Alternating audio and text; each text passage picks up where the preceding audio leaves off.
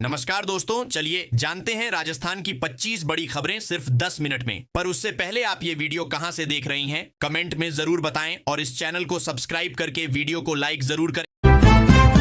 राजस्थान में पंचायत समितियों के पुनर्गठन की प्रक्रिया को लेकर राज्य सरकार ने नई अधिसूचना जारी की है। इस योजना के तहत कई क्षेत्रों की प्रशासनिक सीमाओं में बदलाव किया गया है ताकि विकास कार्यों को गति मिल सके। हालांकि सिकराय क्षेत्र में कोई परिवर्तन नहीं किया गया, जिससे स्थानीय जनप्रतिनिधियों ने संतोष जताया है। राजस्थान पुलिस भर्ती प्रक्रिया के तहत पीईटी परीक्षा की तारीख घोषित कर दी गई है। इस भर्ती अभियान में बड़ी संख्या में युवाओं ने आवेदन किया है। सरकार का दावा है कि भर्ती पूरी तरह पारदर्शी होगी और समयबद्ध तरीके से पूरी की जाएगी, जिससे बेरोजगार युवाओं को जल्द नौकरी का अवसर मिल सके। मुख्यमंत्री के दौसा दौरे के दौरान कई विकास योजनाओं की घोषणा की गई। इनमें सड़क, पेयजल, शिक्षा और स्वास्थ्य से जुड़ी परियोजनाएं शामिल हैं। मुख्यमंत्री ने कहा कि सरकार का लक्ष्य अंतिम व्यक्ति तक योजनाओं का लाभ पहुंचाना है और विकास कार्यों में कोई कमी नहीं छोड़ी जाएगी। हनुमानगढ़ में प्रस्तावित एथेनॉल फैक्ट्री के विरोध में किसानों ने 17 दिसंबर को महापंचायत बुलाने का ऐलान किया है। किसानों का कहना है कि यह परियोजना उनकी खेती और पर्यावरण के लिए नुकसानदायक है। आंदोलनकारी संगठनों ने आर पार की लड़ाई लड़ने की चेतावनी दी है। हनुमानगढ़ में एथेनॉल फैक्ट्री के विरोध के चलते हालात तनावपूर्ण बने हुए हैं। प्रशासन ने एहतियातन इंटरनेट सेवाएं निलंबित कर दी हैं। झड़पों में कई किसान और पुलिसकर्मी घायल हुए हैं। जिला प्रशासन स्थिति पर नजर बनाए हुए हैं और शांति बनाए रखने की अपील कर रहा है। हनुमानगढ़ जिले के राठीखेड़ा गांव में किसान आंदोलन के दौरान हिंसा भड़क गई। प्रदर्शनकारियों और पुलिस के बीच हुई झड़प के बाद पुलिस ने 40 लोगों को गिरफ्तार किया है। प्रशासन का कहना है कि कानून व्यवस्था से खिलवाड़ करने वालों के खिलाफ सख्त कार्रवाई जारी रहेगी। हनुमानगढ़ में किसान नेताओं और जिला प्रशासन के अधिकारियों के बीच बैठक का दौर जारी है। किसानों की मांगों को लेकर बातचीत हो रही है, लेकिन अब तक कोई ठोस समाधान नहीं निकल पाया है। क्षेत्र में तनावपूर्ण माहौल बना हुआ है और पुलिस बल तैनात किया गया है। हनुमानगढ़ में एथेनॉल फैक्ट्री के विरोध प्रदर्शन में किसान नेता राकेश टिकैत के शामिल होने का दावा किया जा रहा है। इससे आंदोलन को और बल मिला है। प्रशासन ने सुरक्षा व्यवस्था कड़ी कर दी है और किसी भी अप्रिय स्थिति से निपटने की तैयारी की जा रही है। बालोतरा जिले में पुलिस ने एरिया डोमिनेशन अभियान के तहत बड़ी कार्रवाई करते हुए 23 फरार आरोपियों को गिरफ्तार किया है। पुलिस का कहना है कि इस अभियान का उद्देश्य अपराधियों में डर पैदा करना और आम जनता को सुरक्षित माहौल देना है। आगे भी कार्रवाई जारी रहेगी। बालोतरा में मादक पदार्थ तस्करी के खिलाफ पुलिस ने सख्त कदम उठाए हैं। कई आरोपियों को गिरफ्तार किया गया है और भारी मात्रा में नशीले पदार्थ जब्त किए गए हैं। पुलिस अधिकारियों ने बताया कि युवाओं को नशे से बचाने के लिए अभियान लगातार चलाया जाएगा। जयपुर में नकली नोटों की तस्करी करने वाले 2 बदमाशों को पुलिस ने गिरफ्तार किया है। आरोपियों के पास से करीब 2.90 लाख रुपए के नकली नोट बरामद किए गए हैं। पुलिस अब यह पता लगाने में जुटी है कि इस गिरोह के तार किन किन राज्यों से जुड़े हैं। जयपुर में बिजली चोरी रोकने के नाम पर लाइट बंद कर वारदातें अंजाम देने वाले गिरोह का पुलिस ने पर्दाफाश किया है। यह गिरोह अंधेरे का फायदा उठाकर चोरी करता था। पुलिस ने आरोपियों को गिरफ्तार कर उनके कब्जे से चोरी का सामान बरामद किया है। जोधपुर में लगातार हो रही बिजली कटौती से आम जनता परेशान है। लोगों की शिकायतों के बाद प्रशासन ने मामले की जांच शुरू कर दी है। अधिकारियों का कहना है कि तकनीकी कारणों और लोड बढ़ने की वजह से समस्या आई है, जिसे जल्द ठीक किया जाएगा। जयपुर मेट्रो फेज 2 परियोजना को अंतिम मंजूरी मिल गई है। इसके तहत नए स्टेशनों का निर्माण कार्य जल्द शुरू होगा। इस परियोजना से शहर के यातायात दबाव में कमी आने की उम्मीद है और लोगों को आवागमन में बेहतर सुविधा मिलेगी। श्री गंगानगर से जयपुर और दिल्ली के लिए नई फ्लाइट सेवा शुरू करने की घोषणा की गई है। इससे यात्रियों को बड़ी राहत मिलेगी और क्षेत्र के व्यापार व पर्यटन को बढ़ावा मिलेगा। स्थानीय लोगों ने इस फैसले का स्वागत किया है और इसे लंबे समय से जरूरी मांग बताया है। कोटा, सवाई माधोपुर, टोंक और बूंदी जिलों में भारी बारिश के कारण बाढ़ जैसे हालात बन गए हैं। कई निचले इलाकों में पानी भर गया है। इस प्राकृतिक आपदा में 2 महिलाओं की मौत की खबर है और प्रशासन राहत कार्यों में जुटा हुआ है। जयपुर में भारी बारिश के बाद कई इलाकों में जलभराव की स्थिति पैदा हो गई। सड़कों पर पानी भरने से यातायात प्रभावित हुआ और लोगों को काफी परेशानी का सामना करना पड़ा। नगर निगम और प्रशासन द्वारा जल निकासी के लिए प्रयास किए जा रहे हैं। चूरू जिले में तापमान 44 डिग्री सेल्सियस के पार पहुंच गया है। भीषण गर्मी और लू के कारण जनजीवन प्रभावित हो रहा है। प्रशासन ने लोगों को दोपहर के समय बाहर न निकलने और पर्याप्त पानी पीने की सलाह जारी की है। बीकानेर में हुए एक दर्दनाक सड़क हादसे में 3 लोगों की मौत हो गई। तेज रफ्तार वाहन के कारण यह दुर्घटना हुई बताई जा रही है। पुलिस ने मामला दर्ज कर जांच शुरू कर दी है और मृतकों के परिजनों को सूचना दी गई है। कोटा में मेडिकल छात्रों ने विभिन्न मांगों को लेकर विरोध प्रदर्शन किया। छात्रों का कहना है कि शैक्षणिक और हॉस्टल से जुड़ी समस्याओं को लंबे समय से नजरअंदाज किया जा रहा है। प्रशासन ने बातचीत कर समाधान का आश्वासन दिया है। उदयपुर में पर्यटन सीजन की रौनक एक बार फिर लौट रही है। देश विदेश से बड़ी संख्या में पर्यटक पहुंच रहे हैं, जिससे होटल और पर्यटन व्यवसाय को लाभ मिल रहा है। स्थानीय व्यापारियों को उम्मीद है कि इस सीजन में अच्छा कारोबार होगा।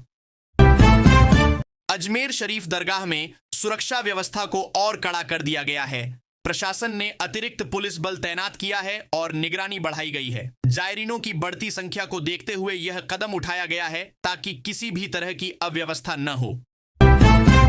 बिहार में आज मुख्यमंत्री नीतीश कुमार की अध्यक्षता में कैबिनेट बैठक होने जा रही है। इस बैठक में कई अहम सरकारी योजनाओं, विकास परियोजनाओं, प्रशासनिक सुधारों और बजट से जुड़े प्रस्तावों पर चर्चा संभव है। माना जा रहा है कि शिक्षा, स्वास्थ्य और रोजगार से जुड़े फैसलों पर मुहर लग सकती है। उत्तर प्रदेश में मुख्यमंत्री योगी आदित्यनाथ ने मंगलवार को वरिष्ठ अधिकारियों के साथ महत्वपूर्ण समीक्षा बैठक बुलाई है। बैठक में कानून व्यवस्था, विकास योजनाओं की प्रगति, सर्दियों के मौसम में व्यवस्थाएं और आगामी सरकारी कार्यक्रमों की तैयारियों पर चर्चा की जाएगी।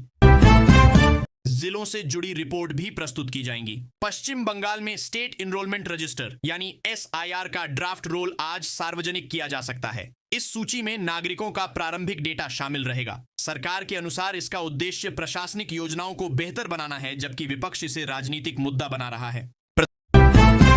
प्रधानमंत्री नरेंद्र मोदी ने विजय दिवस के अवसर पर भारतीय सेना के शौर्य और बलिदान को नमन किया। उन्होंने सोशल मीडिया पर पोस्ट साझा कर 1971 के युद्ध में सैनिकों की वीरता को याद किया और देश की सुरक्षा के प्रति सरकार की प्रतिबद्धता दोहराई।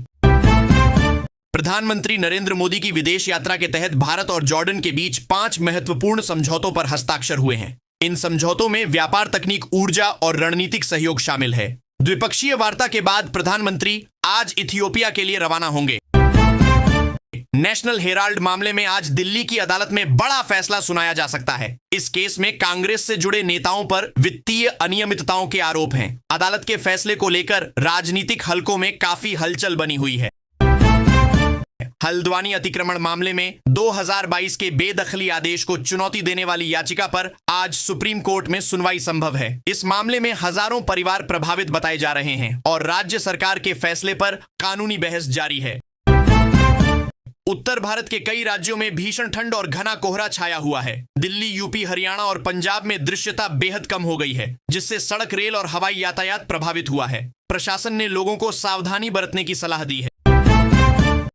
दिल्ली और आसपास के क्षेत्रों में वायु गुणवत्ता बेहद खराब से खतरनाक स्तर पर 400 से अधिक पहुंच गई है। प्रदूषण के कारण बच्चों, बुजुर्गों और सांस के मरीजों को खास दिक्कत हो रही है। सरकार ने निर्माण कार्य और वाहनों पर सख्ती बढ़ा दी है। देश के कुछ हिस्सों में ठंड और कोहरे के बीच बारिश का अलर्ट जारी किया गया है। मौसम विभाग के अनुसार पश्चिमी विक्षोभ के चलते तापमान में और गिरावट आ सकती है। किसानों को फसलों की सुरक्षा के लिए सतर्क रहने को कहा गया है। यमुना एक्सप्रेसवे पर घने कोहरे के कारण बड़ा सड़क हादसा हुआ, जिसमें 8 बसें और 3 कारें आपस में टकरा गईं। इस दर्दनाक दुर्घटना में 4 लोगों की मौत हो गई, जबकि कई लोग गंभीर रूप से घायल हुए हैं। राहत कार्य जारी रहा।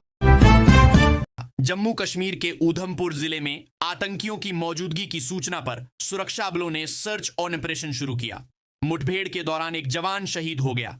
पूरे इलाके में तलाशी अभियान तेज कर दिया गया है और सुरक्षा बढ़ा दी गई है। गोवा के चर्चित क्लब अग्निकांड के फरार आरोपी लूथरा ब्रदर्स को थाईलैंड से भारत लाया गया है। दोनों को बैंकॉक एयरपोर्ट से प्रत्यर्पित किया गया। अब उनसे घटना से जुड़े कई अहम सवालों पर पूछताछ की जाएगी। मुंबई में मोबाइल चोरी के एक मामले ने हिंसक रूप ले लिया। भीड़ ने विवाद के दौरान पुलिस कर्मियों पर हमला कर दिया। पुलिस ने कार्रवाई करते हुए 5 आरोपियों को गिरफ्तार किया है और इलाके में अतिरिक्त सुरक्षा बल तैनात किए गए हैं।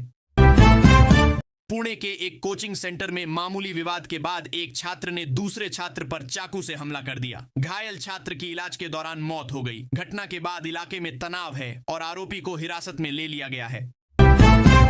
संयुक्त राष्ट्र सुरक्षा परिषद में भारत ने पाकिस्तान की कड़ी आलोचना की है। भारत ने पाकिस्तान को आतंकवाद का वैश्विक केंद्र बताया और कहा कि वह आतंकियों को संरक्षण देता है। भारत ने अंतर्राष्ट्रीय समुदाय से सख्त कार्रवाई की मांग की। पाकिस्तान में भूकंप के तेज झटके महसूस किए गए हैं। रिक्टर स्केल पर इसकी तीव्रता 5 मापी गई। कई इलाकों में लोग डर के कारण घरों से बाहर निकल आए। फिलहाल जान माल के बड़े नुकसान की पुष्टि नहीं हुई है। गाजा में इजरायली हमलों के बाद हालात और भयावह हो गए हैं। भारी बारिश और बाढ़ के कारण जनजीवन पूरी तरह अस्त व्यस्त हो गया है। हजारों लोग बेघर हैं और मानवीय संकट गहराता जा रहा है। अडानी समूह अफ्रीका में एक बड़े इंफ्रास्ट्रक्चर प्रोजेक्ट को लेकर चर्चा में है। इस परियोजना की लागत करीब 2.25 लाख करोड़ रुपए बताई जा रही है। इसमें चीन और फ्रांस की कंपनियों से कड़ी प्रतिस्पर्धा देखने को मिल रही है। एक रिपोर्ट में बताया गया है कि भारत जीडीपी के मामले में तेजी से आगे बढ़ रहा है, लेकिन रोजगार सृजन की रफ्तार अपेक्षाकृत धीमी है। विशेषज्ञों का मानना है कि आर्थिक विकास के साथ नौकरियों पर भी फोकस जरूरी है। भारतीय क्रिकेट टीम को T20 सीरीज से पहले झटका लगा है। ऑलराउंडर अक्षर पटेल चोट के कारण टीम से बाहर हो गए हैं। टीम प्रबंधन अब उनके विकल्प पर विचार कर रहा है, जिससे संतुलन प्रभावित हो सकता है। खन्ना की फिल्म धुरंधर बॉक्स ऑफिस पर लगातार अच्छा प्रदर्शन कर रही है। फिल्म ने दूसरे सोमवार को भी मजबूत कमाई दर्ज की है। दर्शकों और समीक्षकों से मिल रही सकारात्मक प्रतिक्रिया इसका कारण मानी जा रही है। इंडियन आइडल की एक लोकप्रिय सिंगर शादी के 3 साल बाद मां बनी है। उन्होंने एक बेटे को जन्म दिया है। इस खुशखबरी के बाद सोशल मीडिया पर फैंस और सेलिब्रिटीज की ओर से बधाइयों का तांता लगा हुआ है। देश भर में साइबर ठगी के 115 मामलों में शामिल 6 आरोपियों को पुलिस ने गिरफ्तार किया है। ये ठग ऑनलाइन फ्रॉड के जरिए लोगों को झांसा देते थे। जांच एजेंसियां इनके नेटवर्क और बैंक लेन देन की जांच कर रही हैं। सरोगेसी के जरिए 100 से ज्यादा बच्चों के पिता बनने वाले एक चीनी अरबपति की खबर चर्चा में है। इस मामले ने नैतिकता, कानून और पारिवारिक मूल्यों को लेकर वैश्विक बहस छेड़ दी है। कानपुर में एक नाबालिग लड़की की रहस्यमयी मौत ने सनसनी फैला दी है। पुलिस जांच और पोस्टमार्टम रिपोर्ट पर सवाल उठ रहे हैं। परिजनों ने निष्पक्ष जांच की मांग की है और मामले को गंभीर बताया है। राजस्थान में पंचायत समितियों के पुनर्गठन की प्रक्रिया को लेकर राज्य सरकार ने नई अधिसूचना जारी की है। इस योजना के तहत कई क्षेत्रों की प्रशासनिक सीमाओं में बदलाव किया गया है ताकि विकास कार्यों को गति मिल सके। हालांकि सिकराय क्षेत्र में कोई परिवर्तन नहीं किया गया, जिससे स्थानीय जनप्रतिनिधियों ने संतोष जताया है।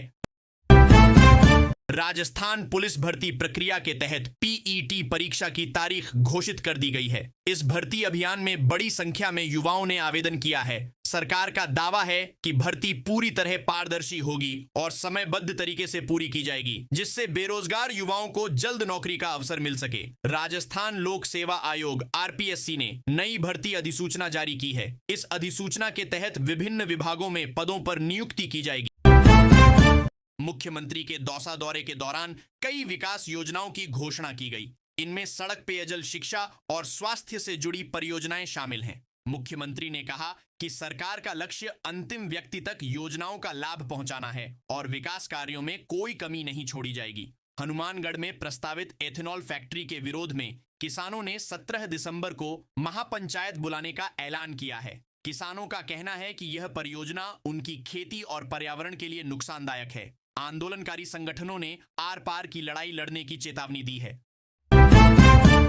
हनुमानगढ़ में एथेनॉल फैक्ट्री के विरोध के चलते हालात तनावपूर्ण बने हुए हैं। प्रशासन ने एहतियातन इंटरनेट सेवाएं निलंबित कर दी हैं। झड़पों में कई किसान और पुलिसकर्मी घायल हुए हैं। जिला प्रशासन स्थिति पर नजर बनाए हुए हैं और शांति बनाए रखने की अपील कर रहा है। हनुमानगढ़ जिले के राठीखेड़ा गांव में किसान आंदोलन के दौरान हिंसा भड़क गई। प्रदर्शनकारियों और पुलिस के बीच हुई झड़प के बाद पुलिस ने 40 लोगों को गिरफ्तार किया है। प्रशासन का कहना है कि कानून व्यवस्था से खिलवाड़ करने वालों के खिलाफ सख्त कार्रवाई जारी रहेगी।